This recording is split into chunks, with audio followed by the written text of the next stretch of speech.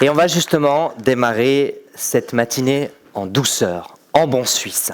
Notre pays est réputé pour être extrêmement prévoyant dans de nombreux domaines. Dans de nombreux domaines, sauf dans celui, justement, de la prévoyance. S'il n'y avait pas eu ce petit pas de fourmi le week-end dernier avec la votation, cela aurait fait 22 ans qu'aucune réforme profonde n'aurait été engagée et acceptée sur notre système de prévoyance. Alors pour en parler, et pour parler des conséquences, des éventuelles réformes urgentes ou nécessaires à faire, j'invite M. Jérôme Cozandet, directeur roman d'Avenir Suisse, de venir me rejoindre. Venez seulement, M. Cozandet. Bonjour. Et installez-vous dans ce beau canapé. Vous êtes bien installé? Eh bien, je m'installe aussi. Donc, en quelques mots, vous êtes le directeur roman d'Avenir Suisse depuis 2018, mais vous travaillez pour ce laboratoire d'idées depuis 2011. Avant d'être un sonneur d'alarme payé par la Confédération, vous aimiez déjà faire des signaux de fumée, puisque vous avez fait votre doctorat sur la sécurité des centrales nucléaires. Mais voilà ce que j'ai trouvé dans la presse en début de semaine. Alors je me suis dit quand même, il y avait deux solutions, vous pouvez lire là juste devant. Donc soit vous avez payé quelqu'un pour le faire, votre doctorat, pendant que effectivement vous étiez en train de faire du sport, soit votre travail n'a servi à rien. Quelle est l'option la plus plausible? J'avais plus de sport à l'époque. Très bien. Vous aimez le risque, vous aimez aussi lancer des idées qui font débat, vous aimez pondre des études compliquées, vous aimez écrire des livres sur la prévoyance que personne ne lit à part moi. Jusque-là, tout est Merci juste. d'avoir acheté le avec livre. Plaisir, avec plaisir. Merci Pascal Couronne de me l'avoir donné. Vous avez voté dimanche dernier? Oui. Vous avez voté quoi? J'ai voté oui. Vous avez voté oui. Oui. Mais par contrainte? Par contrainte, oui. En me bouchant le nez, en mettant mon petit billet dans les urnes. On ne va pas refaire le débat, mais c'est vrai que j'espère profondément qu'on ne fasse plus ce genre de marchandage. Je pense que c'était forcer les gens à faire des choses qu'ils n'avaient pas envie de le faire. Clairement, le volet fiscal avait mon soutien. Clairement, vous l'avez parlé, c'est un mini pas de fourmi. Et j'espère surtout que ce mini pas de fourmi ne va pas réfréner les intentions des politiciens de prendre le taureau par les cornes et puis d'apporter des vraies solutions à l'AVS, mais aussi au deuxième pilier. Alors justement, comment on explique quand même cette magie de la Suisse, puisque un non plus un non donne un oui? Bon, je pense qu'on parlait de physique nucléaire tout à l'heure. Deux fois moins, ça donne un plus. C'est comme ça en mathématiques. Peut-être que ça a joué ce week-end. Et c'est quand même assez incroyable de se dire qu'effectivement, quelque part, ces deux gros dossiers ont été refusés à deux fois, et aujourd'hui, sous une autre forme, ils sont acceptés. Oui, bon, je pense qu'il y a eu effectivement il y a deux choses. D'une part, autant pour la RIE3 que pour PV 2020, on a déroulé un tapis pour expliquer aux gens de quoi il s'agissait. C'est des thèmes très très complexes, vous l'avez mentionné. Les deux sujets sont très très complexes, donc il y a peut-être une prise de conscience qui était différente du peuple. Et puis après, une urgence de mon côté, clairement du côté fiscal, on voulait avoir cette stabilité. Vous, madame, messieurs les courtiers, vous savez très bien que vos primes que vous touchez dépendent de la masse salariale qui est en Suisse. Et je pense que cette sécurité juridique permet de stabiliser notre économie, permet aussi qu'elle continue de croître.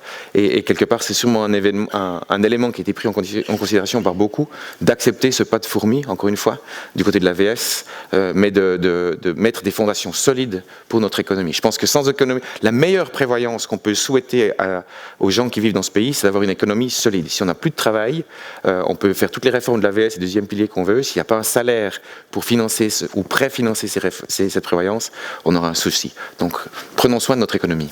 Alors, vous étiez opposé à la RFFA, vous étiez opposé à Prévoyance 2020. Vous êtes plutôt un homme de position ou un homme d'opposition? Un homme de position. Je pense que opposition, ça veut juste dire non pour le plaisir de dire non. Moi, je pense qu'on prend des positions claires. Elles sont pas dans le courant normal. Ça, c'est quelque chose c'est l'avantage, le privilège qu'on a chez Avenir Suisse. On n'est pas un parti, on n'est pas une fêtière. On a le droit de dire ce qu'on pense. Vous dites que vous êtes neutre. On dit qu'on est même... Non, on dit qu'on est indépendant, mais pas neutre, justement. C'est la grande différence. On se défend, on se bat pour une société libérale au thème sociétal, mais aussi une société libérale sur le plan économique, où l'initiative privée doit être récompensée, où les règles du jeu doivent être clairement définies. Ça ne veut pas dire pas d'État. Hein. L'État doit définir les règles du jeu, mais à tout et à chacun de remplir son rôle. Et puis, il faut un filet social. On n'est pas libertaire. Hein. Il faut un filet social. C'est pour ça qu'on est aussi pour une AVS, mais une AVS forte, avec un financement durable. Alors justement, nous ici, on est neutre. Et non seulement on est neutre, mais on est extrêmement généreux, puisqu'on va vous offrir 5 minutes de tribune libre, où vous pouvez vous exprimer justement sur un thème qui vous tient à cœur, sur votre vision de l'assainissement de notre système de prévoyance. Alors, je vous laisse 5 minutes. Je crois que vous aviez envie d'avoir cette image avec vous, et puis... Alors exceptionnellement, quand on fait une présentation chez Avenir Suisse, on aime bien vous donner des petits chiffres. Aujourd'hui, je me suis permis d'apporter seulement 2 images. D'une part à gauche, parce que même si on a fait ce pas de fourmi dimanche, on a gagné 4 ans pour négocier une nouvelle réforme de l'AVS. 4 ans, ça peut paraître loin. On a vu qu'on est déjà au 10e anniversaire de la RCA. Mais 4 ans sur le plan politique, c'est très très court. Donc on doit prendre différentes mesures. Je ne vais pas toutes les énumérer. Il y a eu plein d'articles cette semaine dans les journaux. Pour moi, il faut vraiment que cette prochaine réforme, elle ait un élément structurel, à savoir l'âge de la retraite. Est-ce que c'est 65, 65, 66, 66, on peut en discuter. Mais j'aimerais quand même rappeler quelques faits. Si vous regardez les pays de l'OCDE et les pays de l'Union européenne, il y a 21 pays qui ont déjà décidé de relever l'âge de la retraite à 66, à 67, voire même à 68 ans. Et ces 21 pays ont une espérance de vie qui est plus basse que la Suisse. Donc, si pas en Suisse, on a le droit de parler de relever l'âge de la retraite. Donc, on a une espérance de vie qui est longue, on a un marché du travail, une économie qui est essentiellement sur les services. Les 350 personnes ici aujourd'hui travaillent toutes dans le domaine des services. On n'a pas une forte industrie de sidérurgie, on n'a pas une forte économie basée sur l'agriculture. Il y a des métiers pénibles, pas de discussion, il faut trouver des solutions de branche. Mais sur le principe, on a les conditions de départ pour le faire. Et puis notre marché du travail, contrairement peut-être à la perception qu'on a dans les journaux, s'occupe des seniors. Si vous regardez le taux de participation, enfin le pourcentage de la population de 55 ans et plus qui aujourd'hui est en emploi, c'est un chiffre qui est en constante augmentation. Depuis 2011, on a 200 000 personnes de plus, pas au total, 200 000 personnes de plus de 55 ans et plus âgées qui travaillent. Et l'âge effectif du départ à la retraite, il monte aussi. Donc on a clairement des signaux forts, des conditions de départ fortes qui permettent de parler de l'âge de la retraite. Donc il faut en parler. C'est la partie gauche sur ce transparent. Ce sera sûrement le centre du débat ces prochaines années. Ce qui me fait plus souci, c'est qu'on est tellement crispé sur cette partie gauche, l'âge de la retraite dans l'AVS, le taux de conversion dans le 2e pilier, qu'on oublie cette partie droite, ceux qui ont à peu près le même âge que moi. Peut-être vous vous rappelez, on était complètement fascinés par ces bombardiers américains qui pouvaient survoler l'Union soviétique à l'époque sans être repérés par les radars. Et je pense qu'aujourd'hui, on a un peu le même problème. Le radar politique ne voit pas passer une lame de fond dans le marché du travail. Je pense au temps partiel, je pense à la multi-activité et je pense aux nouvelles formes de travail, genre plateformes comme Uber. Le temps partiel, c'est une réalité pour beaucoup de femmes et c'est une réalité pour de plus en plus d'hommes. Or, vous êtes des professionnels de la branche, vous savez très bien, à cause du montant de coordination, les personnes qui travaillent à temps partiel sont moins bien couvertes par le 2e pilier. Et ça amène à un chiffre assez impressionnant que j'ai relu récemment dans un rapport du Bureau de l'égalité. Les hommes et femmes célibataires, la rente du 2e pilier est quasiment la même, il y a juste 2% de différence. Donc c'est une erreur d'arrondi. Par contre, les femmes mariées et les hommes mariés ont une différence de rente de 75%. Donc on voit très bien que ces interruptions de carrière, le temps partiel, a un impact massif sur la prévoyance. La multi-activité, c'est quelque chose de semblable. C'est des gens qui travaillent pour plusieurs employeurs en même temps. Donc c'est plusieurs fois un temps partiel, peut-être un 100% au total, mais vous avez plusieurs fois du temps partiel. C'est 8% aujourd'hui de la population active qui est dans cette situation. C'est 2 fois plus qu'il y a 20 ans en arrière. Là aussi, il faut apporter des solutions à ces gens qui travaillent peut-être à 100%, mais ventilés sur plusieurs employeurs. Et puis, avec la numérisation, donc tous les progrès technologiques, on va encore voir plus ce genre de job arriver. Vous allez être un 50% fixe, et puis vous travaillez sur mandat, comme vous peut-être, à la RTS, et puis aujourd'hui, où vous avez justement ça. Et avec cette numérisation, justement, il y a de nouveaux défis qui se proposent. Je pense à Uber, les chauffeurs de taxi Uber, c'est l'exemple parfait qui illustre très bien cette problématique. Est-ce que vous êtes employé ou est-ce que vous êtes indépendant? Est-ce que vraiment c'est vous qui définissez quand vous travaillez? Ça parle pour être indépendant, mais d'un autre côté, vous avez des directives d'une entreprise mère qui vous donne une franchise. Et comment gérer ça? Et là, je pense qu'aussi, il y a des différentes propositions sur la table d'introduire un nouveau statut intermédiaire, un employé indépendant ou un salarié indépendant, qui peut-être permet justement de mieux tenir, de sortir de ce noir et blanc et de proposer une solution de prévoyance à ces gens-là. Donc pour résumer, à gauche, on doit le faire, on n'a pas d'autre choix. Le réveil. Il sonne pas, mais il a déjà sonné pour la prévoyance. Donc il faut gérer ça, mais n'oublions pas cette partie de droite. Et peut-être que cette partie de droite, c'est peut-être des éléments de compromis aussi dans le débat politique qui permet un petit peu de diluer, de faire passer la pilule des problématiques de gauche. Merci beaucoup, Monsieur Cozandet. Je vous invite à passer à côté. Évidemment qu'on évoquera toutes ces questions dans le débat tout à l'heure. Merci. Et j'invite à présent une figure du combat syndical, le vice-président d'UNIA, Aldo Ferrari, à me rejoindre. Venez seulement, Monsieur Ferrari. Installez-vous confortablement dans ce fauteuil. Dites-moi, d'où vous vient cette force combative perpétuelle que vous avez, cette capacité constante d'indignation que vous avez? Je ne crois pas que c'est une capacité d'indignation. Je crois que c'est juste de se battre et de se lever tous les jours pour que le monde soit meilleur pour le plus grand nombre. Et ceux qui ont un petit revenu confient aux syndicats, une partie d'entre eux en tout cas, la défense de leur intérêt, la représentation de leur intérêt dans une organisation qui, je le rappelle, est une organisation démocratique. Donc ici, moi, je représente que ce que nos membres, ce que les salariés de ce pays, une partie d'entre eux en tout cas, nous donnent mandat de représenter. Vous avez vu, je me suis déguisé par rapport à la photo. Absolument, mais vous verrez... Je me suis dit, je me déguise, on ne sait jamais. Il y aura d'autres images. J'ai mis ma cravate aussi, comme ça. Mais j'ai lu qu'il y a un élément qui vous a marqué, c'était votre papa. En 1986, à Fribourg, il y avait une scène, vous arrivez à nous la décrire? C'était la fameuse, une tentative d'opération de M. Jürg Staubli. Peut-être certains d'entre vous se souviennent de cette personne qui avait fait une OPA sur la fonderie de Fribourg, sur l'achat du terrain en fait, plus que de l'entreprise. C'était une entreprise qui à l'époque était rentable dans les chiffres noirs et il a voulu faire une opération immobilière.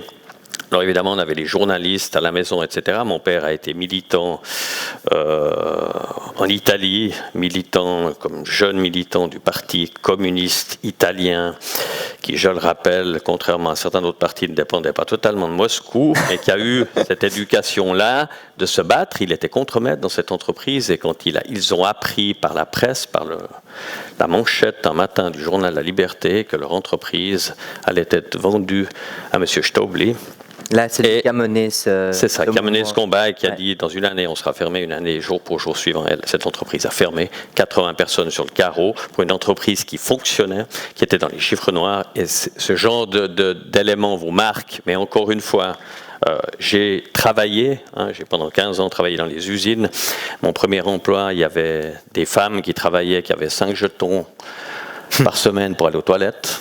Travail à la chaîne, ça vous forme. Vous apprenez la valeur des choses. Encore une fois, je ne fais pas partie non plus des gens qui pensent que sans salariés, il n'y aurait pas d'entreprise. Je ne pense pas que non plus qu'il y aurait d'entreprise de patrons sans salariés, vice-versa. Alors, vous avez l'habitude de la confrontation, et je pense qu'il y a des moments plus difficiles que d'autres. Vous vous souvenez peut-être de celui-là? Ils sont venus vous dire vos collaborateurs. Donc vous avez déjà là. Donc vous avez ma carte de visite. On est ici sur le territoire public, comme vous le savez. Pas ici, c'est privé. Non, c'est pas privé. Il y a des arrêts du tribunal fédéral qui nous autorisent à venir. Donc on vient ici simplement faire une information. Ça nous paraît normal. Il n'y a rien en démocratie. Donc voilà, le syndicat fait son travail. Il informe. Et il ferait bien mieux de travailler plutôt que d'emmerder le monde. Écoutez, cher monsieur, vous voyez qu'on travaille tôt le matin.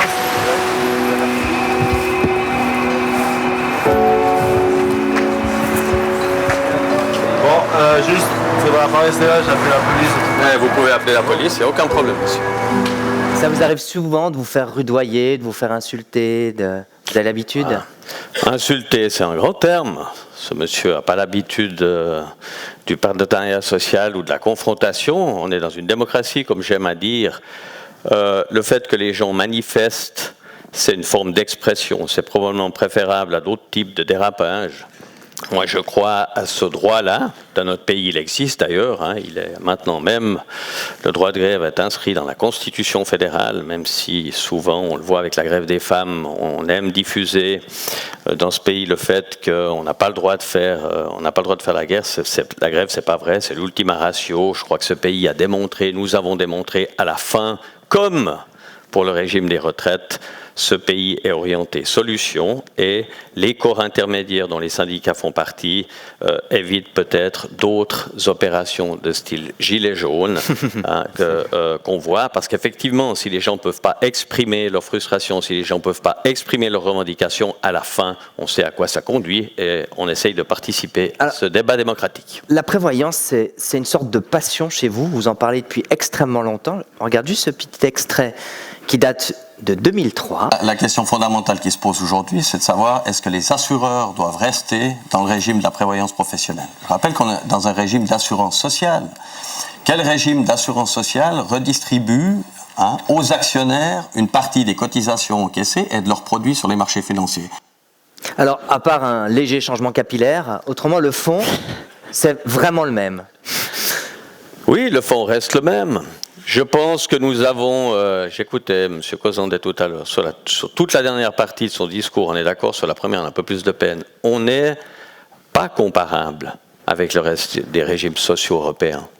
Nous avons un régime beaucoup plus performant. C'est aussi pour ça qu'on n'a pas adapté les cotisations. C'est aussi pour ça qu'on peut se donner le temps de la réflexion. Et puis, on est dans une démocratie. Toutes les réformes qui ont, à une exception près au Parlement, toutes les autres, elles ont échoué devant le peuple. À la fin, on doit convaincre. On ne doit pas convaincre, M. Gozandet ne doit pas me convaincre et vice-versa. On doit convaincre les gens. Et on a vu ce week-end, moi j'étais très surpris du résultat qui est allé au-delà de ce qu'on pouvait penser. Si on explique... Alors, je vous laisse peut-être convaincre. Les gens. Je vous laisse vos 5 minutes. Ouais. Et puis, comme ça, vous pouvez nous convaincre aussi de votre vision de l'assainissement de la réforme. Alors, je sais pas, j'aime pas tellement parler d'assainissement. Je pense qu'on doit relever des défis. Et le défi est là, et là, je crois que le constat est le même, tout le monde est d'accord. Nous affrontons aujourd'hui, dans notre régime d'assurance sociale, en particulier dans le premier, mais aussi dans le deuxième, et on y reviendra certainement, les deux en même temps malheureusement, des défis, et le premier c'est le défi démographique. Ce défi, il est connu. Il est connu depuis très longtemps. La dernière adaptation de cotisation, c'est 74. Et dans l'intervalle, notre système a tenu avec 1% de TVA en 99. Donc, on a adapté. On peut aujourd'hui parler des dettes qu'on va laisser aux générations futures, mais cette dette, ça fait 20 ans qu'on est en train de la creuser. Si on était venu il y a 10 ans en arrière, au milieu des années 2000, on avait dit, alors mettons 1% de cotisation supplémentaire. Ça aurait été les cris d'orfraie. Pourtant, nous venons de traverser une période économique florissante qui nous aurait permis de faire cela. Évidemment, on est toujours plus intelligent après. Donc on parle maintenant d'automatisme, de mesures automatiques liées à la dette de l'AVS qui irait dans le sens du relèvement de l'âge de la retraite. Moi j'en fais une autre, elle va dans le sens du financement. On pourrait aussi imaginer un système de financement automatique. Évidemment, plus on attend, plus le fonds de l'AVS se creuse, plus M. Leitold a des soucis avec ses liquidités. Tout le monde le comprend. Les 10 prochaines années, les statistiques de l'AVS des 10 prochaines sont fiables. Ce qu'on ne sait pas, c'est l'évolution de la masse salariale d'un côté. Je rappelle quand même, en 2020, on table sur 400 milliards de masse salariale. C'est le seul régime au monde, avec l'Islande, qui connaît un déplafonnement de la cotisation dans son régime de base. Et nous avons le deuxième pilier. Ce que la plupart des autres pays européens n'ont pas, ce n'est pas le cas, il y a la Hollande, il y a l'Angleterre, qui malheureusement n'est bientôt plus dans l'Europe, mais disons, on doit faire attention à ce qu'on compare, et moi j'ai l'intime conviction, depuis 1948, nous nous sommes adaptés. Introduction de l'AVS.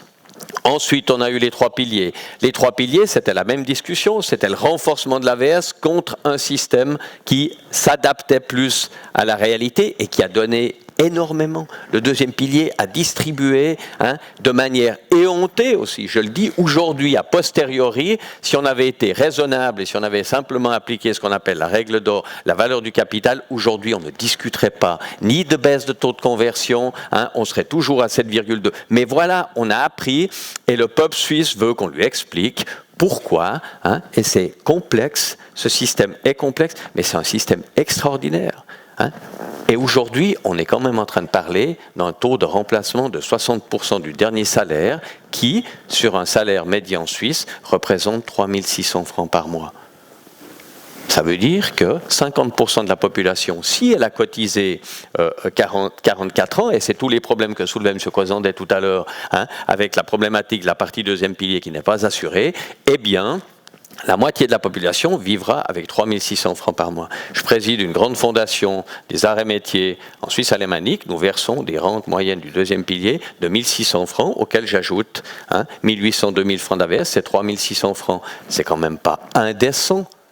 Et on veut diminuer ça, ou on veut rallonger la durée de travail pour un nombre de personnes qui est toujours croissant, qui sera celui qui sera confronté à la digitalisation et à des nouvelles technologies dont il n'a pas nécessairement les outils pour répondre.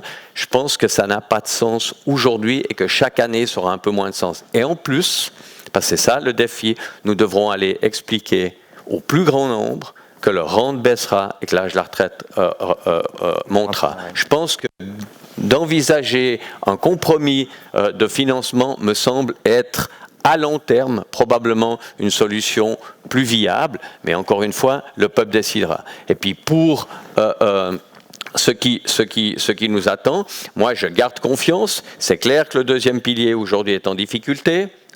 Les rendements ne sont plus ce qu'ils étaient, l'inflation non plus d'ailleurs. Je crois qu'il faut resituer tout ça dans le contexte. Nous avons depuis 1985 distribué aux assurés, nous n'avons jamais touché à la valeur de leur capital, nous leur avons garanti des rentes et aussi le taux de conversion, c'est la rente, c'est le peuple qui décide. Ce n'est pas les technocrates du deuxième pilier, dont je fais aussi partie comme président de caisse de pension, c'est au peuple de décider s'il veut baisser le niveau des rentes. Alors il dira oui ou il dira non. Ce n'est pas une discussion de technocrates et on doit faire très attention avec ça. Et on a vu ce dimanche qu'ils peuvent tout à fait comprendre et je suis très content de la votation qui a eu lieu. J'ai voté oui comme j'avais voté oui à Prévoyance 2020 par conviction parce que un pas après l'autre, ce pays a démontré qu'il est capable d'affronter ça et nous affronterons aussi ce défi-là.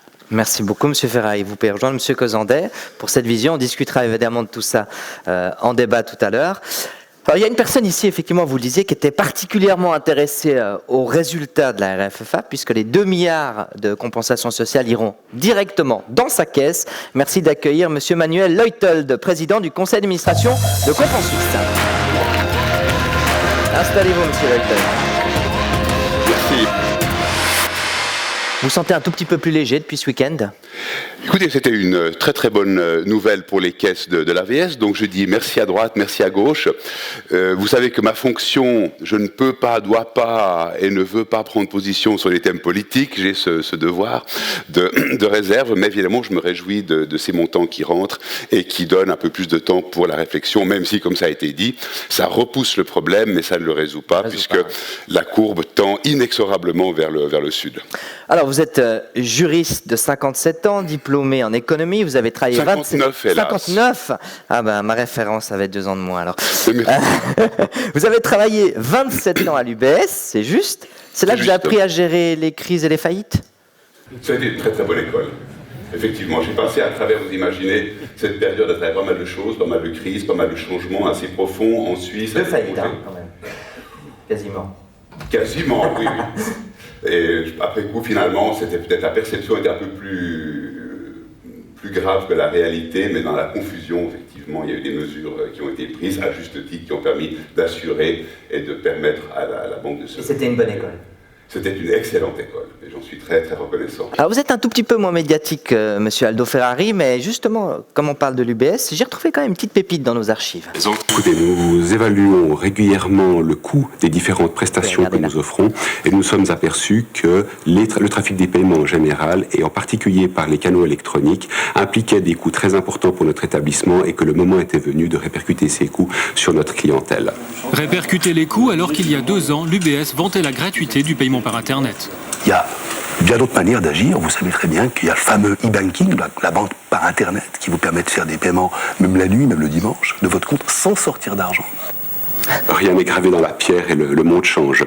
Je crois que nos clients vont quand même y trouver leur avantage. La tendance de notre société est d'aller de plus en plus vers l'Internet et les canaux électroniques. Et je suis convaincu que finalement, le rapport coût-avantage de cette prestation reste en faveur de nos clients. On parlait de la révolution de l'e-banking, ça vous paraît loin déjà? Ça faisait un moment, oui, effectivement. Je m'étais assez bien sorti là, mais c'était un peu délicat. Surtout qu'on jouait toujours le rôle de Winkelried comme le plus gros. Donc c'est nous qui venions avec les mauvaises nouvelles, qui prenions le choc frontal et après évidemment les autres banques s'engouffraient derrière avec un peu plus de facilité. Mais ça faisait partie du jeu et on le faisait volontiers. Vous le disiez justement, le monde change, le monde bouge rapidement. Est-ce qu'il y a 15 ans, vous pourriez imaginer que les caisses de l'AVS pourraient être vides d'ici 10 ans? Alors honnêtement, à l'époque, je ne m'intéressais pas vraiment d'aussi près au premier pilier que maintenant par la force des choses. Et c'est vrai que c'est quelque chose qu'on aurait eu, je pense, la peine à imaginer. Oui. 2 milliards, c'est bien, c'est bon à prendre? Alors écoutez, c'est très bien. Pour vous situer peut-être par rapport aux masses qui bougent, je crois que c'est ça qui est intéressant. Vous savez que le déficit des assurances augmente chaque année. Donc le résultat de ce qu'on appelle du fonds AVS a 2 composantes. C'est d'une part le résultat des assurances, c'est-à-dire tout ce qui rentre à titre de cotisation et autres prestations, moins tout ce qui sort à titre essentiellement de rente et éventuellement de prestations. Donc ça c'est le sol des assurances. Et puis vient s'y ajouter ou sans déduire le résultat du placement de la fortune des un peu plus de 30 milliards qui constituent le patrimoine de l'AVS. Donc cette année, on aura un résultat qui sera entre 1,2 et 1,3 milliard de déficit, peut-être même jusqu'à un petit milliard et demi de déficit des assurances. L'année prochaine, on sera plus près de 2, après un bon 2, donc ça se creuse. Et en 2030, d'après les pronostics de l'Office fédéral des assurances sociales, on sera à moins 7 milliards. Alors 2 milliards, c'est très bien. Cette année, ça va plus, bon, ça viendra l'année prochaine. L'année prochaine, ça va surcompenser légèrement le résultat des assurances, donc il sera positif, ce qui est une très très bonne chose. Mais effectivement, en 2030, c'est pas si loin. On sera à moins 4,8, parce que les 2 milliards vont augmenter un petit peu aussi. On sera à moins 4,8 au lieu de moins 7. C'est une bonne nouvelle. On peut voir le verre à moitié plein, à moitié vide, mais c'est quand même presque 5 milliards qui vont se creuser. Donc le problème, comme je disais, n'est pas... Vous me disiez en préparant cette émission que vous dépensiez 125 millions par mois pour couvrir le déficit. Alors on ne dépense pas, on transforme des papiers valeurs, des actions, des obligations en liquidité. Ça reste pour couvrir 125 millions par mois. Oui. Comment vous faites pour dormir calmement la nuit? Alors on va probablement arrêter avec ce résultat-là. On a une séance du conseil la semaine prochaine qui va nous occuper passablement sur ce sujet évidemment. Donc ça c'est une bonne nouvelle puisque la liquidité maintenant ne va plus manquer. Mais nous ne pouvons pas nous permettre, c'est la décision que le conseil d'administration a prise, de baser notre action sur des espérances futures en disant « Oh, la politique va certainement trouver une solution ». On a pris la règle disciplinée de dire on travaille sur le scénario qui prévaut à ce jour. Et à ce jour, jusqu'à la fin de la semaine passée, c'était cette descente qui amenait vers 2030 les caisses à zéro. Depuis, le scénario a changé, donc maintenant c'est le scénario que nous allons appliquer, mais on doit continuer quand même à l'appliquer et on va essayer de transformer notre système de placement avec la flexibilité nécessaire pour que si une des 3 œuvres sociales devait commencer à décliner pour différentes raisons, qu'on soit à même d'avoir la liquidité dans le portefeuille lui-même et pas seulement une réserve à côté qui aujourd'hui évidemment nous coûte avec les taux négatifs. Alors comme avec les 2 autres invités, je vous laisse 5 minutes de temps de parole, une tribune libre pour nous offrir votre vision de notre système de prévoyance. Merci.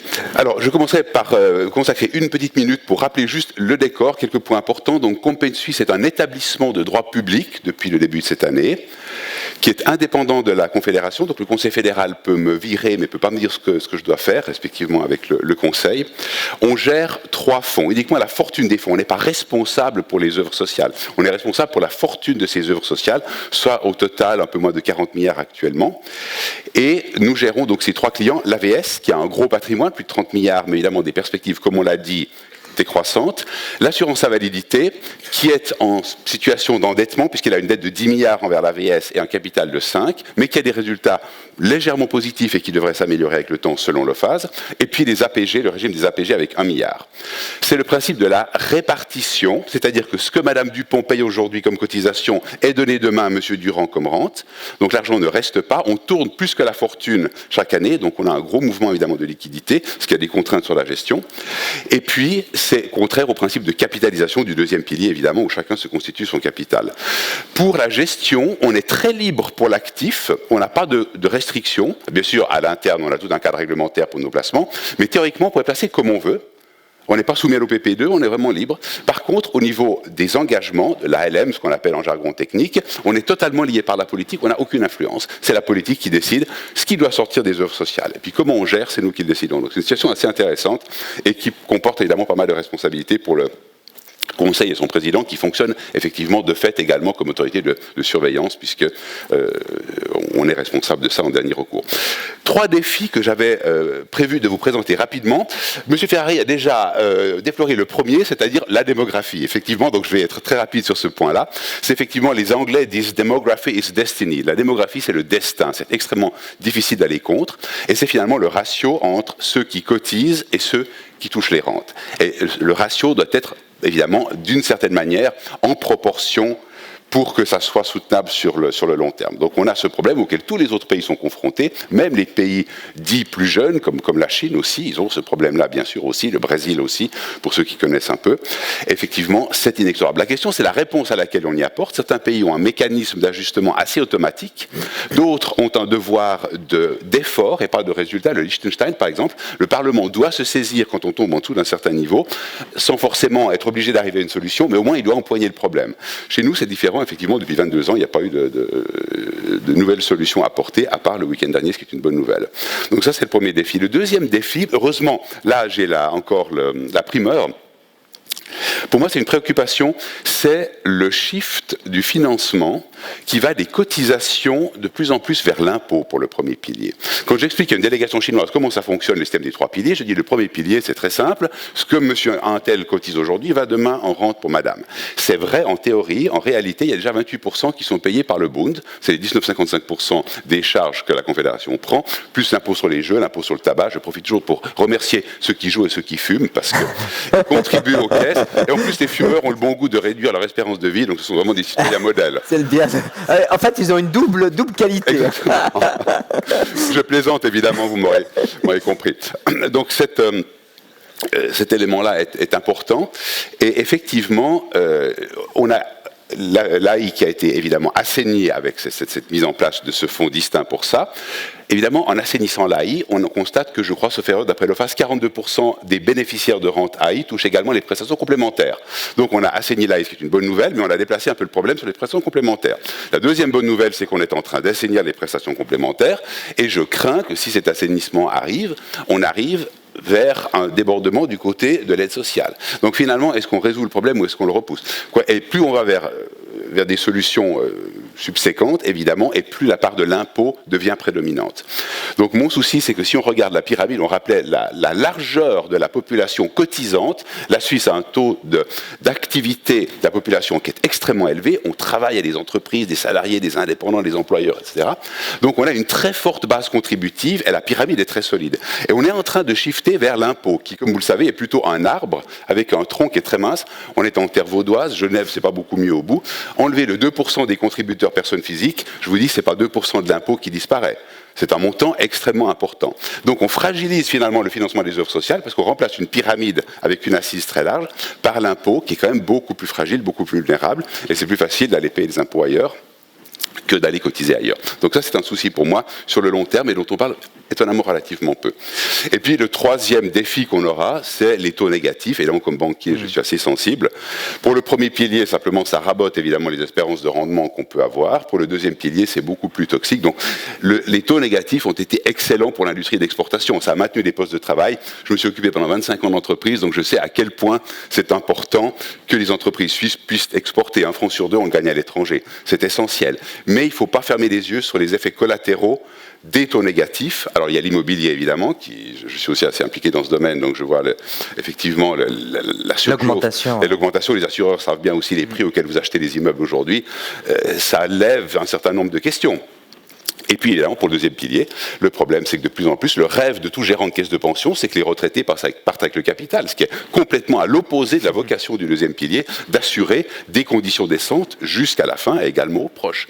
Et qu'est-ce qu'on fait avec le retraité à qui on donne de l'argent? Il n'a jamais eu de l'argent à gérer, il va faire des bêtises et tomber aux prestations complémentaires, ou alors il va investir comme un bon père famille avec 0,5% de rendement. Il en faut des millions pour vivre avec 0,5% de rendement sur le long terme en France-Suisse. Donc ça, c'est aussi un souci, c'est un moteur essence dans lequel on met du diesel, ou l'inverse si vous voulez. Le système actuel de prévoyance n'a pas été conçu pour fonctionner avec des taux négatifs, et c'est assez à la mode en insidieux. ce moment, Mais voilà, c'est voilà. comme ça. Je suis obligé de vous interrompre puisqu'on a passé les 5 minutes. J'ai terminé. Mais alors, installez-vous entre Monsieur Ferrari et Monsieur Cozandet, puisqu'on va passer à la partie débat. Oui. Moi, je voulais commencer avec vous, Monsieur Cozandet, puisque on l'a vu ce week-end. Est-ce que c'est pas mieux d'avoir finalement une réforme limitée, mais acceptable et acceptée par les citoyens, plutôt que d'avoir une réforme extrêmement ambitieuse, mais qui finalement passe jamais la rampe populaire? Non, ce qu'il y a de mieux, c'est d'avoir une bonne réforme, qu'elle soit petite ou grande. Mais le problème, c'est que les bonnes réformes... non, mais si on verra dans 5 ans le résultat, si on prend l'opportunité qui a été donnée ce week-end pour effectivement prendre le temps pour faire une vraie réforme, tant mieux. J'ai un peu souci, il y a 5 ans, on aurait pu être les mêmes ici, ou avec d'autres personnes, ils disaient oui, on fera quelque chose, mais dans 5 ans, j'ai un peu peur qu'on a juste pris 2 milliards dans la poche, tant mieux pour vous. Et puis dans 5 ans, on va nous dire oui, mais il nous faut juste 2 milliards encore par année parce qu'il nous faut le temps pour une nouvelle réforme. Donc prévoyance une petite réforme, si c'est une mauvaise réforme, c'est un pas dans le mauvais sens. Donc la petitesse ou la grandeur de la réforme, c'est pas ça le critère de qualité. La question qu'on doit se poser, c'est ce qu'on va faire. Est-ce qu'on prend vraiment le taureau par les cornes? Est-ce qu'on fait un petit pas ou un grand pas? Ça, c'est effectivement la réalité politique qui doit le donner, mais il faut faire des pas dans la bonne direction. Et je pense que le prochain pas, nécessairement, devra avoir un aspect structurel. Sinon, c'est un petit pas dans la mauvaise direction. Alors ça, je pense qu'on est tous d'accord sur l'aspect structurel, Monsieur Ferrari. Mais aujourd'hui, clairement, ces 2 milliards de compensation, de compensation sociale, en guillemets, c'est vraiment un emplâtre sur le premier pilier. C'est une solution. Vous savez, c'est le même. Sparadrap. Ouais, c'est le même argument qu'on a eu sur 2020, 70 francs, c'est des peanuts. 2 milliards, c'est pas un emplâtre sur une jambe de bois, à moins que c'est juste une forme d'assainissement qui nous permet, pour les 4-5 prochaines années, d'affronter une situation qui existe. C'est une mesure, on est tous au clair qu'on va devoir continuer cette réflexion. Il y a d'ailleurs il y a un projet qui s'appelle AVS 21 avec lequel je ne suis pas d'accord mais qui est sur la table, donc les discussions vont devoir reprendre. La question, c'est quelle est la mesure qu'on va prendre, quel est le coût de cette mesure. Il y a 5 ans, on a dit on va faire quelque chose, on a fait 20-20, le peuple nous a dit non au relèvement de l'âge de la retraite des femmes, à l'amélioration de l'AVS et à la TVA, puisque pour certains, ils n'obtenaient rien du tout. Donc, encore une fois, il va falloir faire un paquet dans lequel tout le monde contribue. Peut-être certains obtiendront quelque chose de plus. Et si on va dans cette direction-là, il y a des chances. On l'a vu ce week-end. Ce week-end, c'était clair. Les employeurs gagnaient, ils ont été prêts à payer. Les retraités actuels n'ont rien payé, c'est les salariés qui payent. Et on a réussi à sortir 2 milliards. C'est pas rien du tout. C'est pas un emplâtre sur une jambe de bois. C'est la démonstration que quand on prend le temps et qu'on fait les choses correctement, on peut aussi y arriver, n'en déplaise, y compris de mon côté, à une réforme qui va réduire les moyens pour les cantons, qu'on appelle et avec lesquels je ne suis pas d'accord, mais voilà, c'est un résultat qui nous permet d'avoir une solution à moyen terme. Alors justement, on a vu toutes sortes de propositions fleurir depuis ce week-end, on en parlera tout à l'heure, mais tout de même, il y a une chose capitale, et on va le voir ici, c'est que tous ces rejets ont amené une certaine prise de conscience. Donc, finalement, en Suisse, dans cette démocratie, on avance à petits pas, mais aujourd'hui, on prend conscience de l'obligation d'une réforme. Monsieur Leuthold, c'est vraiment plutôt une bonne nouvelle pour vous, cette prise de conscience récente. Donc ça, c'est un baromètre du Crédit Suisse. Il y a une étude qui a été faite l'année passée, je crois en 2018. Pour moi, c'est une très très bonne chose que la population comprenne ce système des 3 piliers, qui est excellent encore une fois, et que beaucoup de pays et de gens dans le monde nous envient. Mais effectivement, le problème, c'est qu'il est assez complexe. On l'a vu dans les différentes votations. C'est compliqué vraiment si on veut aller dans la matière. Et puis, la votation de septembre 2017, elle a eu le grand mérite de faire produire par les médias un nombre, surtout dans la partie malheureusement alémanique, je reçois tous les jours les revues de presse, mais le nombre d'articles qu'il y a eu, pas seulement avec des positions, ce qui est le travail évidemment des médias, mais aussi avec des explications, des graphiques, des schémas, des questions, qu'est-ce qui va changer, comment c'était avant, après, etc. Il y a eu un travail d'information des médias, je trouve absolument remarquable. Et conséquence de ça, par hasard, dans le baromètre du Crédit Suisse au janvier suivant, c'était passé en tête de préoccupation. Alors, le côté préoccupation n'est jamais, c'est pas quelque chose de positif, mais au moins la conscience, comprendre comment ça marche et savoir vers où on va si on ne fait pas quelque chose, je pense que c'est très très important et c'était un point très positif pour moi. Monsieur Cozandet, est-ce que la situation n'était pas suffisamment catastrophique? On sait qu'on a encore 30 milliards, aucune caisse de pension n'a fait faillite. Est-ce qu'aujourd'hui, ça va finalement pas encore trop bien pour qu'on s'en préoccupe pas suffisamment vite? Bon, je pense qu'effectivement, M. Ferré l'avait dit, si on a... Enfin, les autres pays qui ont relevé l'âge de la retraite il y a déjà quelques années, effectivement, ils avaient l'eau, non pas jusqu'au cou, mais jusqu'au montant en penchant la tête en arrière. Effectivement, la prise de conscience en Suisse, elle n'était pas nécessaire parce qu'effectivement, comme vous l'avez dit, on a encore des chiffres noirs. Dans l'AVS, c'est fini. Dans le deuxième pilier, il y a des gros... fluctuations, mais... Non, pas des fluctuations, mais il y a des grands transferts d'actifs vers les retraités que l'actif ne voit pas parce que ce n'est pas de l'argent qu'on lui reprend, c'est de l'argent qu'il ne reçoit pas. Et puis, je pense par contre aussi... il y a une sorte de lassitude, parce que ça fait 50 ans, je pense, ou même avant, qu'on dit l'espérance de vie augmente, il faut revoir l'organisation de notre prévoyance. Donc l'augmentation, le défi démographique dont on parlait tout à l'heure, il est là depuis longtemps. Ce que les gens ne réalisent pas ou commencent à réaliser, c'est cet effet de baby boomer, c'est l'accélération qu'on va vivre. Je veux dire, le problème, c'est pas le fait que les gens vivent 3 heures de plus par jour. Vous pouvez être content de la moitié de votre journée aujourd'hui, si elle n'était pas bonne, vous la récupérez, vous l'effacez. Mais ce basculement, moi je dis toujours, c'est un peu comme une bouée que vous maintenez sous l'eau, et donc ça fait plop, elle revient dessus, et c'est exactement ce qui se passe maintenant. Avec les baby boomers, on va avoir en très peu d'années beaucoup de gens qui quittent le marché du travail, donc qui manquent du côté des contributions, et puis qui deviennent des rentiers, et donc qui vont recevoir une rente. Et cette accélération, elle n'est pas ça. Donc, pour revenir à votre question, l'esprit catastrophique, je pense qu'on est encore un petit peu dans ce ronronnement. Ça fait des années qu'on nous dit que l'espérance de vie augmente, et il ne s'est rien passé.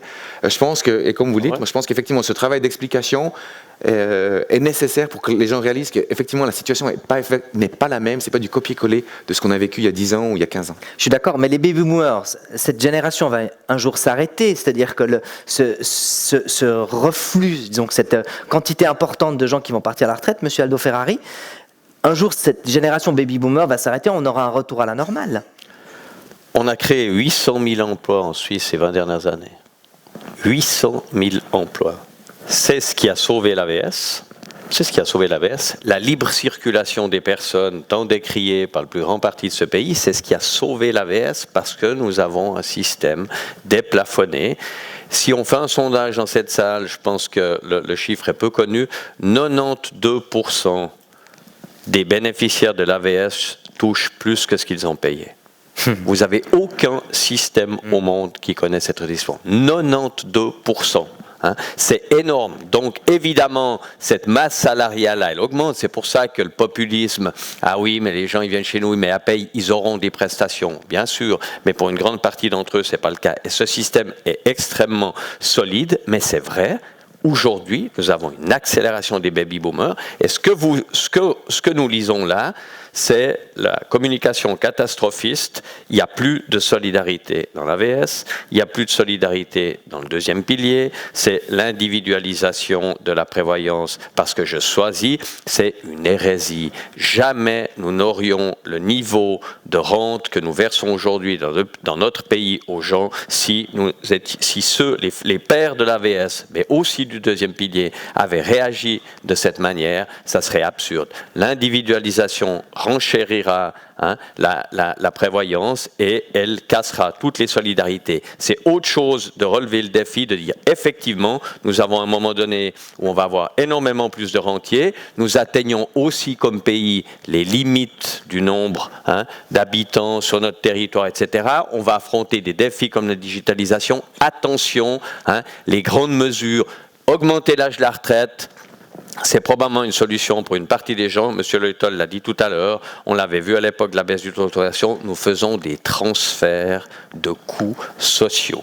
Alors, probablement en disant aux jeunes, ouais, vous payez pour les vieux, vous vous rendez pas compte, je pense que c'est un discours qui ne nous conduira nulle part parce que nous aurons d'autres défis et je crois qu'on doit aussi dire aux jeunes, effectivement, aujourd'hui, vous contribuez aussi pour financer une partie des retraites qui sont servies et c'est la raison pour laquelle les rentiers aussi peuvent participer via la TVA au financement de notre système pour que cette solidarité aille dans les deux sens, mais ces discours qui cassent le pays en deux, à mon avis, ne nous conduiront nulle part. Alors justement, on va regarder ce sondage qui a été réalisé au lendemain de la votation de ce week-end, vous pouvez le voir aussi ici. On voit que 91% des gens sont d'accord pour une réforme supplémentaire, donc ce qui a été fait ce week-end n'est pas suffisant. On voit que 49%, donc une personne sur deux aimerait une réforme dans les 5 ans, 31% tout de suite. Et lorsqu'on regarde comment financer l'AVS, on voit que ce qui arrive en tête, c'est l'augmentation à 65% de la retraite des femmes, puis ensuite un financement de l'AVS par une augmentation de la TVA, et ensuite par la hausse des charges sociales. Monsieur Leutol, pour vous, l'augmentation de l'âge de la retraite, c'est quelque chose d'inéluctable, c'est quelque chose d'arithmétique. Alors, j'ai pas à me prononcer politiquement. Ce que je constate, c'est que finalement, il y a quatre leviers pour améliorer la situation. C'est très arithmétique, finalement. Quand on a une situation de déficit à terme, on peut soit augmenter les revenus, soit baisser les coûts, ce que font toutes les entreprises. Généralement, les deux vont de pair. Alors, pour l'AVS, c'est un tout petit peu plus compliqué. On peut augmenter les cotisations. Ça vient d'être fait ce week-end. Donc, c'est une piste. On peut pas aller jusqu'au ciel, évidemment, parce qu'au-delà de 100%, c'est compliqué. Mais on peut aller encore peut-être un bout.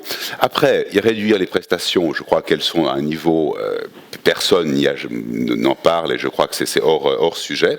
Et il y a encore deux autres moyens, c'est évidemment d'avoir quelque chose qui tombe du ciel, c'est-à-dire des fonds qui viennent d'ailleurs. La TVA est un bon exemple. Alors certainement, avec le taux de TVA que nous avons en Suisse, il y a de la marge pour monter un peu. D'ailleurs, on est même redescendu alors qu'il n'y avait pas vraiment le besoin. Je crois que ça a obligé toute l'économie à changer les taux.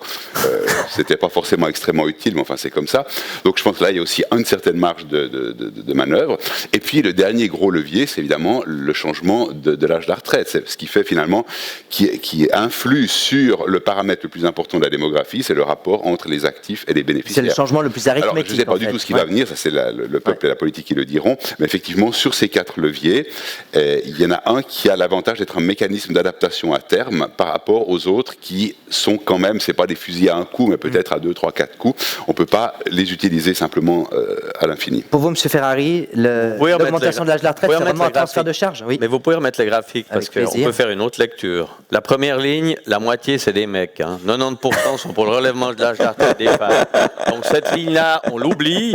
Ensuite, on passe à la suite. Tout le monde est d'accord pour financer la retraite beaucoup plus que pour augmenter une augmentation générale de l'âge de la retraite. Ça, c'est le message qu'il y a ici. On peut aussi le lire comme ça. Ce que je veux juste dire ici, c'est qu'il faut dire au peuple, effectivement, vous allez devoir payer plus si vous voulez conserver les mêmes prestations. Pour ça, pour nous, pour les syndicats aussi, c'est une chose qui est claire. Et on doit être honnête et on doit faire ce débat-là, mais pas le débat, il faut augmenter l'âge de la retraite. Je m'excuse, ce graphique ne dit pas ça. Et la première ligne, permettez-moi, messieurs, on a vu les sondages. 90% des hommes pensent qu'on doit augmenter l'âge de la retraite des femmes, alors qu'on peut les payer 20% en moins. Excusez-moi, mais l'augmentation de l'âge de la retraite, la baisse des rentes, c'est les solutions un peu de facilité. À la fin, il faut 50% des votes en total. Le problème, c'est que c'est pas une réponse. C'est une réponse pour une partie. Mais aujourd'hui, vous pouvez déjà travailler au-delà de 65 ans. Personne ne vous empêche.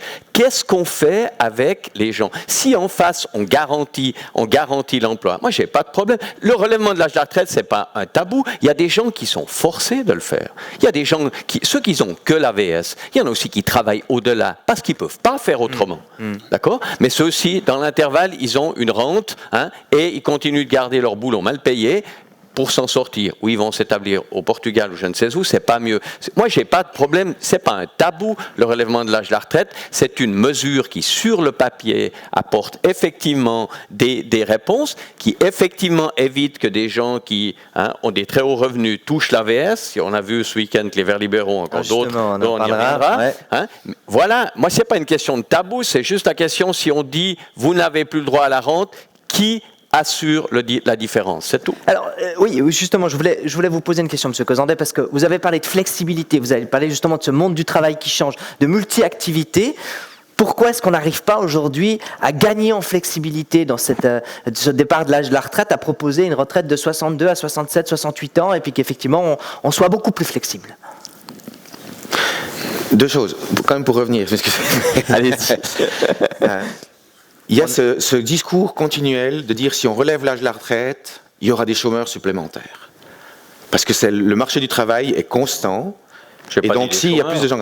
C'est un peu le discours latent, on dit il y aura un report sur les prestations complémentaires, les prestations complémentaires sera un report sur les assurances sociales. Vous l'avez dit vous-même, monsieur Ferrari, il y a 800 000 jobs supplémentaires qui sont là. Qui c'est qui a été éjecté du marché du travail? Personne. On a eu ça. Si vous regardez dans le passé, c'est pas qu'on n'a jamais fait l'expérience. C'est pas juste théorique. Dans le passé, on a relevé l'âge de la retraite des femmes de 62 à 63 et à 64. Si vous regardez l'âge de départ à la retraite des personnes concernées, ça a suivi.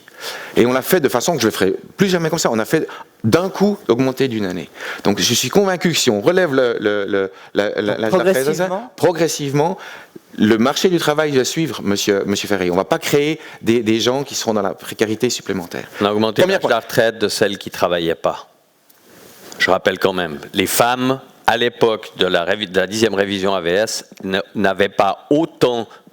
n'occupaient pas autant d'emplois qu'aujourd'hui, juste pour recontextualiser. Si elles ne travaillaient pas, elles auraient pu aussi attendre une année de plus pour avoir une rente complète. Donc visiblement, elles ont préféré attendre pour pouvoir partir pour toucher leur rente. Oui, mais c'est plus monsieur qui touchait la rente, elle touchait leur rente depuis ce jour-là. Il y a eu quand même des avancées sociales qu'il faut... Donc le marché du travail n'est pas fermé, donc si on augmente la disponibilité, on aura aussi ça. L'autre point que vous relevez, monsieur Heger, est très important, mais il faut faire attention. Et là, je serai en contrepartie avec ce que dit souvent la droite. La flexibilité, je pense que tout le monde la veut. Les employés la veulent et les employeurs l'aimeraient aussi. Donc, de proposer des choses qui sont flexibles, je pense que c'était un des rares volets de Prévoyance 2020 où tout le monde était d'accord. Maintenant, j'observe quelque chose d'un peu particulier. Il y avait un constat, on disait, la rente AVS, que vous partiez à 65 ans ou à 67 ans, le montant total que vous allez recevoir, c'est le même. Si vous partez plus tard, vous recevez une plus grande rente par mois, mais au total, c'est la même chose. Si vous partez plus tôt, vous recevrez moins, mais plus longtemps. Et puis maintenant, on propose, un peu la proposition qui vient ici, on nous dit, non, ça ne va pas, parce que si on fait ça mathématiquement, ça va encourager les gens à partir plus tôt. Et puis donc, il ne faut pas changer ces trucs-là. Dans le deuxième pilier, on demande une dépolitisation du taux de conversion, et dans le premier pilier, on est en train d'introduire une politisation. Moi, je suis pour cette flexibilité, mais faisons-la de façon mathématique. Restons sur ce principe de base. Chacun touche la même chose. Si vous voulez partir plus tôt parce que vous ne pouvez pas, parce que vous êtes fatigué, parce que vous avez besoin de soigner vos parents, faisons-le avec une rente plus basse, mais restons sur des bases actuarielles. Mais vous avez dressé un tableau justement assez juste de notre société actuelle où on a plusieurs travails, on travaille sur mandat, on fait des pauses professionnelles. Notre système de prévoyance date des années 70, il ne s'est pas adapté. Pourquoi est-ce qu'il y a autant de blocages aussi à l'adapter à notre réalité quotidienne, Monsieur Leuthod ? Je pense que ce n'est pas à moi à répondre vraiment, mais le système est complexe. Et effectivement, tout est interconnecté. Donc quand on touche quelque chose, ça change ailleurs. Et c'est extrêmement difficile de retrouver un nouveau palier d'équilibre. Je pense que c'est ça qui explique aussi les lenteurs, avec évidemment aussi des positions des uns et des autres qui sont assez fortes et assez bloquantes sur certains points particuliers. Donc c'est vrai que pour bouger tout l'édifice, c'est pas tout simple. Ou alors on bouge quelque chose, puis après on s'aperçoit qu'il y a d'autres effets qui sont plutôt négatifs ailleurs. Donc c'est un système, c'est un peu une pendule neuchâteloise, hein. C'est quelque chose de magnifique, mais quand on veut commencer à bouger, à changer une petite roue, ça devient vite très compliqué. Je pense que c'est une des explications. Alors, vous parlez justement de ces nouveaux statuts, M. Cozandet. Effectivement, notre réalité, elle bouge vite, vous l'avez dit. Pourquoi est-ce qu'on ne peut pas offrir plus de flexibilité ? Pourquoi est-ce qu'on ne laisserait pas aussi le libre choix des caisses de pension ? Le seul qui n'a pas eu besoin de s'adapter, c'est l'AVS, vous l'avez vu ? Elle est toujours là, elle a des défis devant elle. Aujourd'hui, elle est déficitaire. Par rapport que vous soyez indépendant, patron, temps partiel, machin, vous êtes couvert à l'AVS. Tout le monde est couvert. Jusqu'en 2031. 10e révision de l'AVS, non, tout le monde est couvert. Oui. C'est-à-dire tout le monde cotise et paye sur l'entier de son salaire. C'est le deuxième pilier qui n'a pas évolué. Je m'excuse, c'est le deuxième pilier qui n'a pas évolué depuis 1985. Monsieur Cozandé l'a dit tout à l'heure, et c'est un des points sur lesquels on est absolument d'accord. Aujourd'hui, c'est archaïque. Le système qui veut que plus on vient âgé, alors qu'il y a toujours plus de personnes âgées, plus on coûte cher, que si on travaille à temps partiel parce qu'on a fait le choix d'élever ses enfants, et on le voit dans les jeunes couples, moi je le discute tous les jours, avec y compris des gens qui sont électriciens, menuisiers, c'est aujourd'hui un système qui est dépassé tel qu'il est conçu, mais là aussi, je rappelle que lors de la première révision de la LPP, et je rends honneur ici au patron roman qui avait une autre vision, les idéologues suisses alémaniques n'ont pas voulu entendre parler ni de taux unique, ni de suppression du montant de coordination, parce que c'était la tableur Excel et la calculette. Alors on l'a vu dans 2020. 2020 apportait pour les PME des solutions qui vont leur coûter beaucoup plus cher avec ce qui viendra, mais non, pour des questions de 70 francs et d'idéologie, on n'a pas voulu. Encore une fois, le deuxième pilier doit vite s'adapter. Heureusement, les institutions de prévoyance, il y en a de moins en moins, elles se sont adaptées, elles ont fait des plans. Dans tout le secteur de la construction de Suisse romande aujourd'hui, de tout l'arc lémanique, c'est la même cotisation de 18 à 65 ans, parce que c'est des professions qui avaient besoin, et qui formaient leur personnel, qui avaient besoin d'interchangeabilité, elles se sont adaptées. Et notre système doit aujourd'hui changer, mais là je sais que sur ce point-là, vous êtes plus ou moins d'accord. Mais justement, alors parlons des solutions, puisqu'il nous reste encore à peu près 5 minutes. 13e rente comme un 13e salaire, Monsieur Ferrari, une des solutions. Non mais la 13e rente, elle a à voir avec le niveau des prestations, elle n'a pas à voir avec l'adaptation au monde du travail. Oui, mais on parle de solutions globales. De solutions globales. Relever les rentes de l'AVS aujourd'hui, c'est ce qui coûtera le moins cher à tout le monde, compte tenu des taux d'intérêt négatifs, compte tenu des performances attendues du deuxième pilier, qui n'était pas le même scénario de 85, on a très bien fait d'introduire le système du deuxième pilier. Monsieur Cozandé, 13e rente comme un 13e salaire, c'est un peu reprendre ce qui a été refusé en prévoyance 2020, et puis juste pour 70 francs se transforme. Monsieur Ferrari l'a dit juste, c'est relever le niveau des rentes. Ce que j'ai entendu, ce qui m'a un peu surpris, c'était de dire le privé paye en général 13 salaires, ce serait bien de payer une 13e rente, ça c'est un argument qui serait un petit peu léger quand même, enfin on peut très bien prendre la même somme, la diviser par 13, mais effectivement c'est un débat politique, quel est le poids du premier pilier versus le deuxième pilier, mais je rejoins, enfin, c'est pas le dire. Vous rejoignez, mais vous inquiétez pas, ça peut arriver d'être d'accord. Le problème vraiment c'est ce montant de coordination. C'est moins bien pour un débat. C'est clair, ce montant de coordination, et je pense qu'il faudrait décrisper les débats, il n'y a pas de nécessité de l'abolir tout de suite. Il faut peut-être le donner le temps, parce qu'il y a effectivement des branches où vous êtes... Pensez le commerce de détail, on vous voyait, M. Ferrari, là, enfin, j'imagine que c'était un commerce de détail. Oui, c'est ça. Il y a des branches, la restauration, les agences de voyage, vous avez beaucoup de gens qui travaillent à temps partiel. C'est clair que si d'aujourd'hui à demain, vous abolissez le montant de coordination... La restauration l'a déjà supprimé. Alors, justement pour s'adapter aux réalités économiques. Alors, ça fait déjà un adversaire de moins. Mais je pense que sinon, visons ça sur 10 ans, sur 15 ans, j'ai pas de problème qu'on aille. Mais à la fin, il faut qu'on atterrisse avec un système qui tient compte des réalités sur le marché du travail et des réalités sociales. Autre proposition de solution, les jeunes verts libéraux veulent abolir les rentes à veste pour les retraités fortunés. Bonne solution ? Fausse bonne idée. Pourquoi ? Fausse bonne idée, mais parce que c'est un système d'assurance. Est-ce que les personnes qui sont ici sont bien placées pour le savoir ? Est-ce qu'elles pensent pouvoir placer une assurance à quelqu'un qui paye en sachant qu'il ne touchera rien ? Il ne faut quand même pas charrier. C'est le principe d'assurance sociale. Ça, c'est vraiment le typique. C'est populiste. Je vais être méchant, c'est typique. Même les verts libéraux deviennent populistes. Vous vous rendez compte, Monsieur Cozandé ? Vous êtes d'accord ? Vous êtes vraiment d'accord aujourd'hui. On est incroyable. Monsieur Egan. Vraiment, je suis désolé, je pensais avoir un débat contradictoire. Maintenant, ils sont tous d'accord. Mais c'est vrai que il y a ce système d'assurance, puis c'est vraiment cette idée de vouloir avoir un filet de solidarité, et ça apporte pas grand-chose, mais ça améliore énormément l'acceptance de ce premier pilier. Si on bouge là, on va vraiment, dans les autres assurances aussi, voir les autres solutions. Un taux unique pour le deuxième pilier. Taux unique de quoi ? Taux unique par rapport justement à de 12 ou 13%. Sur toute la vie. Sur toute la vie, sur les cotisations. Là aussi, si on devait refaire à neuf, Plutôt qu'un taux linéaire si on devait refaire à neuf, on ne ferait pas ça. C'était entre autres, à l'époque, on avait la génération d'entrée qui était à 55 ans et dans 10 ans, ils partent à la retraite. On a voulu les bien faire, on a voulu les aider, et puis aujourd'hui, on voit ça. Maintenant, la problématique ici, c'est comment de passer de A à B. Hein, comment lisser ça. Je pense qu'un système où on dirait, on laisse l'ancien système couler, et puis tous les nouveaux qui rentrent dans le marché du travail, on les met à un taux unique. Ouais. Ok, ça prend 40 ans pour qu'on soit là-bas, mais dans 40 ans, on y sera. Parce que sinon, dans 30 ans, ce ne sera pas vous, ce ne sera pas moi, mais on aura le même débat, est-ce qu'il faut un taux unique ? Monsieur Ferrari? Moi, je pense que pour les 10 ans qui viennent, il faut qu'on trouve d'introduire un peu de répartition dans le deuxième pilier. Je m'explique. Aujourd'hui, lorsqu'une entreprise ferme, lorsqu'elle est vendue, il reste que des rentiers. Alors, il y a deux manières. Ou bien l'employeur qui vend son entreprise, qui remet son entreprise, c'est lui qui va payer la différence. Elle a l'acceptation politique, je la vois. Ou elle n'est pas. Le deuxième élément, c'est on trouve pour les 10 prochaines années un financement de type AVS restreint, comme on l'a fait au début. On avait ce fameux 1% de la 1 au départ, de réintroduire pour passer la période difficile. C'est très technique, ça sera difficile à expliquer, mais je pense qu'en partenaires sociaux, c'est quelque chose auquel on devrait réfléchir si on ne veut pas enterrer le deuxième pilier, parce que je vous le dis et vous le lisez, vous le voyez, les gens n'ont plus confiance. La preuve, ils font, je m'excuse, mais madame, messieurs, c'est aussi une partie de votre travail, du troisième pilier qui rapporte 0, alors qu'il peut faire des rachats à une caisse de pension qui leur garantit au moins 1%. Alors, on va ouvrir le débat et passer aux questions-réponses. Si vous avez évidemment des questions et des envies de poser des questions, n'hésitez pas. Est-ce que quelqu'un aimerait poser une question à nos intervenants? Monsieur, oui, juste donnez votre nom, votre prénom et...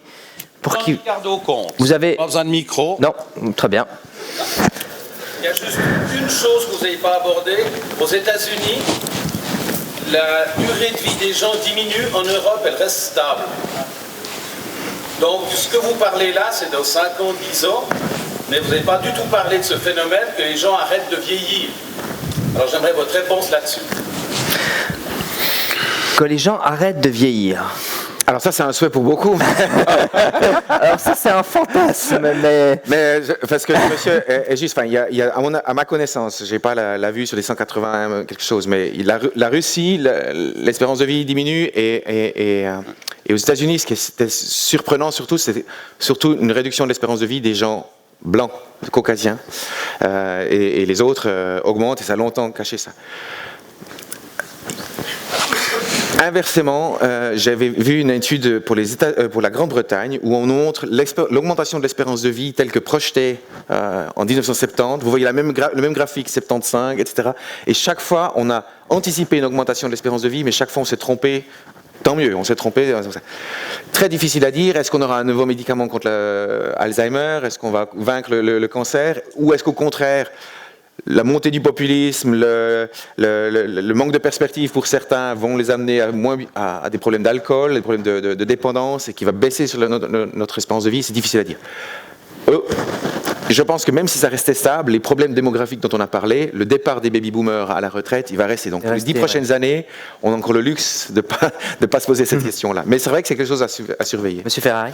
Ouais, je citerai le professeur Wanner, réputé démographe suisse, qui disait en matière de démographie, il faut être très modeste, parce qu'effectivement, on a vu des inversements de tendance qu'on n'explique pas. Le deuxième élément, le SECO a fait une excellente étude dans laquelle il a démontré, dans les années 50, les pronostics qu'on faisait pour l'AVS n'étaient pas du tout liés à l'âge, mais au territoire et à ce que chaque citoyen suisse pourrait posséder pour vivre.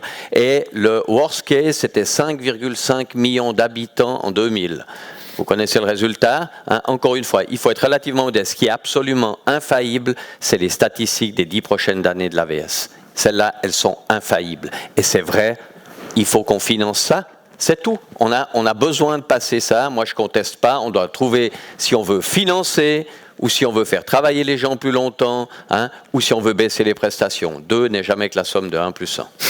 Absolument, on l'a bien vu. Une autre question? Je crois qu'il y avait un... Oui, monsieur? Levez-vous, s'il vous plaît, et on vous amène juste un micro. Si vous n'avez pas besoin de micro, vous pouvez vous exprimer, mais c'est plus confortable avec un micro. Alors bonjour à tous, Emmanuel Cabrita. On parle beaucoup de l'espérance de vie qui s'allonge. On parle également indirectement de la performance des marchés qui est problématique. Mais on occulte un souci majeur, c'est la natalité. La natalité en Europe est vieillissante, enfin, pas la natalité, mais elle est en forte baisse. On voit même que l'Allemagne, elle est même négative. Et puis, est-ce qu'il n'y aurait pas aussi des pistes, parce qu'on se concentre sur le court et le moyen terme, est-ce qu'on ne pourrait pas se concentrer sur le long terme? Et puis, in fine, d'augmenter la natalité, alors, de prendre le problème à l'inverse. Motiver à augmenter la natalité. Alors, vous avez vu, on n'est pas très bon. Malheureusement, c'est vrai qu'un pays avec une natalité faible, comme connaît la Suisse, c'est un pays qui se meurt finalement. Et donc là, on ne fait que d'occulter la problématique à long terme. Et je pense qu'on ne favorise pas. Voilà. Je comprends. Alors, c'est une question intéressante. J'ai lu hier... Pas pour répondre. Ah bon? Non, mais j'ai lu quand même hier que le sperme suisse est un des spermes les plus mauvais d'Europe. Vous avez lu ça aussi? On est mauvais. Alors, comment est-ce qu'on peut faire pour augmenter cette natalité? C'est pour ça que les hommes pensent que les femmes doivent travailler plus longtemps. Est-ce qu'il y a quelqu'un qui tenterait... Non, ce qui est intéressant, parce que soulève monsieur, c'est vrai, monsieur Cozandé comparait tout à l'heure les pays scandinaves qui ont instauré des systèmes automatiques de relèvement de l'âge de la retraite en fonction de l'espérance de vie. Mais je lui rappelle quand même que les congés maternité et paternité dans ces pays sont de l'ordre de 2 à 3 ans par enfant. Alors là, il y a peut-être effectivement des pistes, et c'est clair qu'avec nos 14 semaines, on fait un petit peu ridicule. Mais en même temps, l'effet qu'on a maintenant, les 10-15 prochaines années du baby-boom, ils sont là. On ne va pas créer un baby-boom, une prime à la naissance pour assainir l'AVS. On pourrait, pourquoi pas, mais disons là on tombe quand même un peu dans d'autres thématiques qui touchent à la fin à la liberté individuelle et à l'émancipation. Non, mais on rigole, mais hier il y avait quelqu'un qui a déposé l'idée que l'insémination artificielle soit prise en charge par la caisse maladie, donc on n'est pas si loin. Juste pour l'anecdote, je rappelle avoir vu une photo d'une école qui mettait des préservatifs à disposition, et ils étaient sur le tableau un de ces tableaux en liège avec une épingle au milieu pour tenir le préservatif. C'est joli, effectivement. Ça pourrait aider. Ça peut aider aussi. Très bonne idée. Mais vous allez couler le fonds APG sur Newton. C'est lui qui paye les... Mais pour répondre, je pense qu'il faut faire très attention. On a eu des périodes en Europe où on avait femmes de la patrie, faites-nous des enfants pour remplir nos armées. Je veux dire, je serais vraiment contre toute engineering sociale où on dit il faut plus d'enfants, il en faut moins.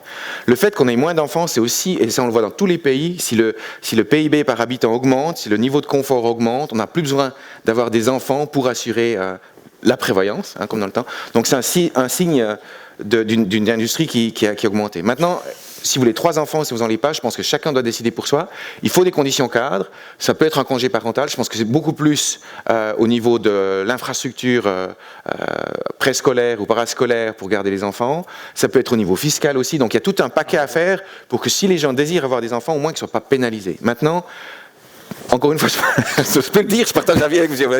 Allez, ne faisons pas des enfants. Aujourd'hui, c'est une thérapie pour vous, monsieur Cosandé. Allez, je ne sais pas lequel des deux sortira le plus traumatisé de cette thérapie de groupe. Mais c'est un point, mais je pense que ce serait faux de pousser. Laissons au moins le libre choix, mettons des conditions cadres qui permettent de prendre ce choix sans être punis ni récompensés pour les gens qui décident d'avoir des enfants. Est-ce qu'il y a pas oublier, pardon. Dernière question. C'est à court terme, parce qu'évidemment, les nouveaux enfants, comme les nouveaux immigrants, ils seront aussi un jour retraités, ils auront aussi le droit. Donc finalement, la pyramide va monter en finance, ça s'appelle un schéma de Ponzi. Dernière question, monsieur là-bas, oui. Roger Dupasquier Assurance, c'est ça? Et ça roule. Bonjour. Alors au niveau de la natalité, je peux dire que moi je suis responsable d'un point du taux de la natalité en plus en Suisse. Ça me coûte en divorce. Et aussi je me suis dit à propos, j'ai vu l'étude sur la qualité du sperme, je me demande qui c'est qui l'a goûté. Bon, non, moi je suis étonné, ça c'est une question pour les organisateurs. L'année prochaine, pour un spécialiste de la prévoyance, j'aimerais quand même qu'on ait le plus grand spécialiste en Suisse. L'année prochaine, Loïc, tu y penses de l'inviter. C'est quand même celui qui a réussi à avoir une belle rente prévoyance à 41 ans, c'est Pierre Maudet. J'aimerais que vous l'invitiez. Oui, début juin. D'accord, Ouais. merci. Merci beaucoup. Alors la question c'est, est-ce qu'il sera là? Voilà, c'est d'accord. C'est tout. Merci. Merci, En tout cas, Guerre. je vous remercie parce que Vous je crois aime que... Merci beaucoup. Merci, monsieur Dupasquier. Je vous remercie parce que je crois que c'est la première fois qu'on a autant ri et autant parlé de manière consensuelle de l'AVS et du futur de notre système de prévoyance. Je crois qu'on peut vous applaudir très fort. Merci à monsieur Cozandet, merci à monsieur Joltold et merci à monsieur Ferrari. Et je vous laisse regagner vos places. Et puis juste vous dire simplement qu'on va s'offrir une petite pause.